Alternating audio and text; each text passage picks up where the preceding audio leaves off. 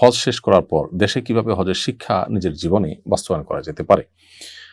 হজের মাধ্যমে যেহেতু আল্লাহ তাআলা হজ যাত্রীকে হাজিকে নিষ্পাপত্ব দান করেন, সেজন্য তিনি দেশে আসার পর নিষ্পাপত্ব ধরে রাখার চেষ্টা করবেন, গুনাহমুক্ত জীবন যাপন করার চেষ্টা করবেন।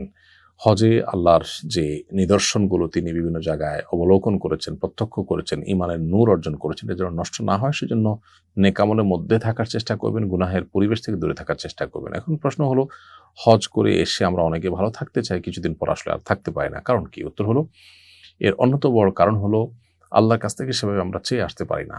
চেয়ে যদি আসি যে আল্লাহ আমাকে তওবা নাসুহা করার তৌফিক দেন, মৃত্যু পর্যন্ত এই মানসিকতা রেখে ধরে রাখার তৌফিক দান করেন, সেভাবে দোয়া করে আসলে আল্লাহ তাআলা আশা করা যে আমাদেরকে তৌফিক দিবেন। তাছাড়া দেশে আসার পর আমরা গুনাহের পরিবেশে, খারাপ পরিবেশের দ্বারা আবার আমরা প্রভাবিত হয়ে যাই।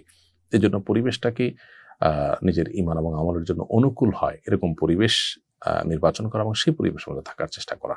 এরকম বহুমুখী প্রচেষ্টা করা হলে আল্লাহ হয়তো তৌফিক দিবেন। তাছাড়া আমাদের ঈমান দুর্বল হয়, এজন্য থেকে থেমে ঈমানকে নবায়ন করা, ঈমানকে জাগ্রত করার জন্য আবার ঈমানের পরিবেশে যাওয়ার চেষ্টা করা। আল্লাহ আমাদেরকে সেই তৌফিক দান করুন। হুদহুদ ট্যুরস অ্যান্ড ট্রাভেলস, হজ ও উমরার বিশ্বস্ত প্রতিষ্ঠান।